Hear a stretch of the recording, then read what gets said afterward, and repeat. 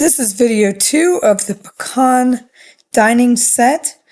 This is where we left off. We got all the table together and I'm putting on the epoxy forms right now to cover the bottoms and the sides where we need to fill in. And then I had to put on a whole bunch of caulk. It looks a little funny here just because I had to create a little caulk dam around every single crack and knot hole. For the epoxy, we're using Total Boat Thickset, and that's because some of these cracks go all the way through. There's a part A and a part B, and I'm mixing in black for mica powder.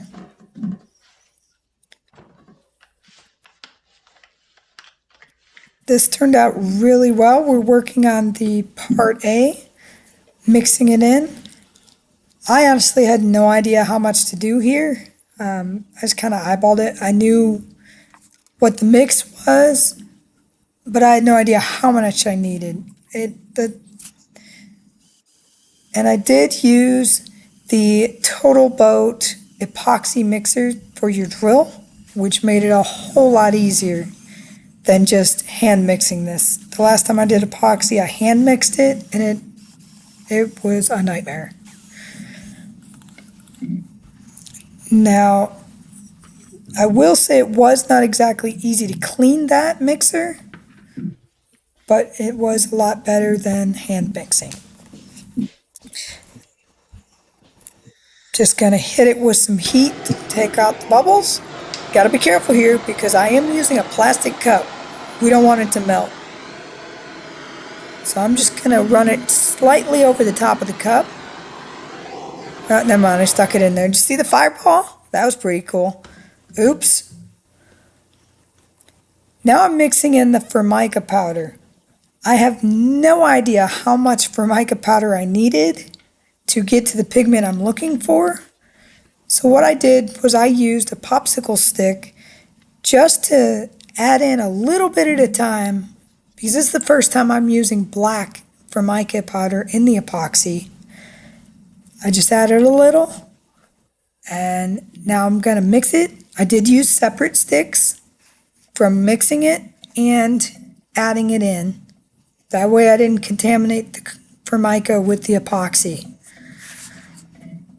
So this part I did hand mix just because I knew I was going to have to mix another batch of the epoxy, and I didn't want to get the Formica in that other batch until I wanted it in there. So this does take a little bit longer, but I think it's easier because then I know the exact coloration that I'm looking for. And I'll show that to you here in a second. See? Nice and black. Now when I pour it on, you will see it's not completely black, it's more of an opaque. So there are a lot of knot holes and bug holes in here, and some cracking towards the edge here. I ended up using a lot more epoxy on this small portion than I wanted. As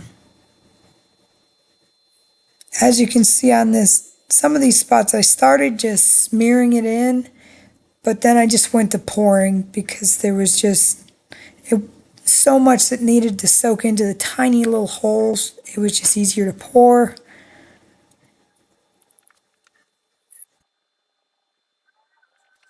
This took quite a few hours. And then when we demolded it the next day, we realized that it didn't go all the way through. Some of those cracks must have meandered somewhere in there, and those knot holes didn't all go the way through. So we had to flip it, do it all again, wait another 3 days. Once all the epoxy was dry, I then set up my slab flattening jig with my router, and I sped it up extremely fast for you guys. This took me all day because I had to flatten one side, and then I flipped it, flattened the other side. What I had no idea was that when you route epoxy that it basically turns into a white confetti. That was a little weird. It made a massive mess. It took longer to clean up that white confetti than anything else. It also clogged my dust collector. I didn't know that would happen. But this was the first project that I ever used where I'd used so much epoxy. I think I overdid the epoxy in certain spots, especially towards the end of the table, but it turns out really nice here in the end. And for those of you who are wondering, I am using an Amana 1.5" slab flattening bit. So yeah, I hurt. My arms really hurt at the end of this. I'm only showing 1/2 of this because, like I said, this took me all day.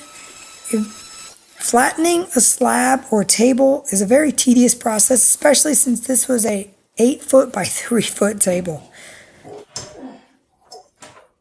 And in this shot, I'm showing how I made the 8-foot stretchers for on the bottom of the table, because I went with the traditional joinery method for putting in the table legs.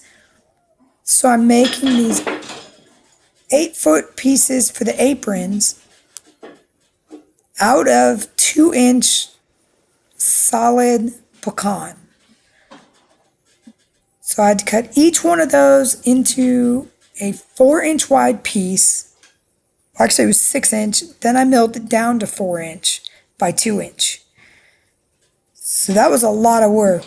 It's a huge piece. And I can't find my square. Where did I put that? That's probably next to the pencil that we can never find, right? And maybe it's on the bench. Let me go look. And not on the bench. Where is it? Oh, there it is, right next to the piece of wood I laid it next to. Okay, let's go ahead and get this marked out to my 6 inches that I want it. Luckily, I sped this up for you guys, because you don't want to watch me sit there and make lines on the board. That's not very interesting. I know that's not why you tune in. Now I'm going to cut off the pieces to the right sizing. Like I said, I cut them down so that I would have 2 inches by 4 inches. I'm only showing cutting this one piece, but this is a huge, huge piece. Like I said, this was 8 foot long. I actually cut it when it was 9 foot long, because that way I would have extra room to cut it flush with the table. Each one of these weighed about 80 pounds. Pecan is the second hardest wood in America, which means it's the heaviest of most of the woods we find in North America. The nice thing is, I learned from the guy at the mill that if you want to keep your wood straight after you cut it, especially when I'm using rough sawn lumber, you put out pieces of wood equally spaced. And I'm using poplar here just because it has the cheapest thing I had in the shop, and I had a lot of cutoffs. So now I've milled them all. I kind of skipped that process, but they look pretty nice. This is all quarter sawn pecan. We're going to jump to the part where I'm putting the last of the holes in these aprons. So I'm using, again, a traditional joinery method, where what I do is I inset holes and I run screws into the tabletop. I'm using number 10 screws, and these screws are actually 2 inches long. So I'm insetting them quite a bit into there, but they're oversized holes so that it allows for wood movement throughout the season. That way that these tabletops are not going to break. I learned that method on a 1920s table I restored. And if it works for the last 100 years,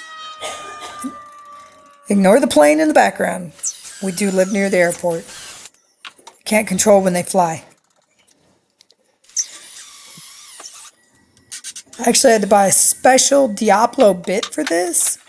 Diablo makes amazing bits. This was a 6-inch long bit. It cost about 30 bucks. And look, the legs finally made it back from the mill. The day before Thanksgiving, we had to go and pick these up at the mill. Now I laid them all out, got my exact spacing the way I wanted it, preset it up. We still had a lot of tiny knots and cracks that showed up when I milled it flat after the epoxy.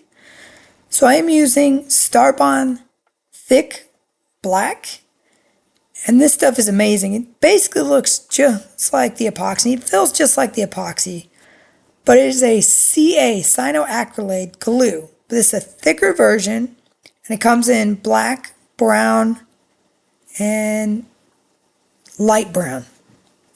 I chose black. I think black accents it very well, because if it's going to be something you got to fill, you might as well make it look pretty. And it matched the black epoxy. Spray on, and it's dry. On this contract, I also used Freud's new quad cut roundover bit. I put a 1/4 inch roundover on this. I'd say this bit performed flawlessly. The really nice thing is there was 0 tear out. Pecan is very well known for tear out. And I didn't pay attention to which way I went. I went the wrong way sometimes. I went over the end grain, 0 split out. Don't mind my cameraman. He did the best he could. And now I'm setting it all up on the tabletop, getting everything lined up for the final fitting before I start screwing these pieces on. Just sliding everything slightly into place, making it all final fitted before I put these screws in place, because I want to make sure everything lines up, everything looks great.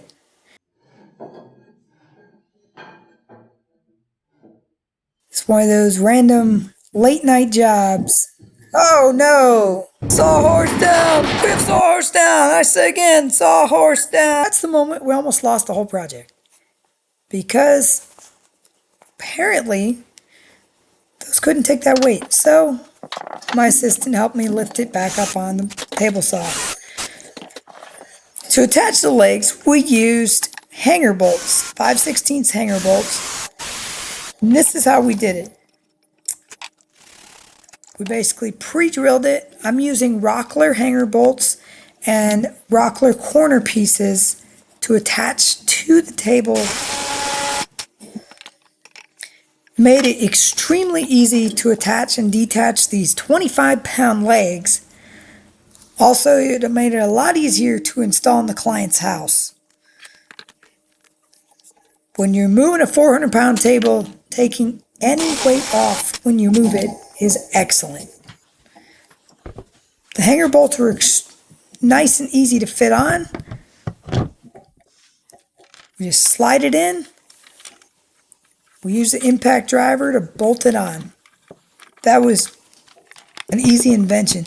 I did have to cut the corner off just a little bit to get it to fit on.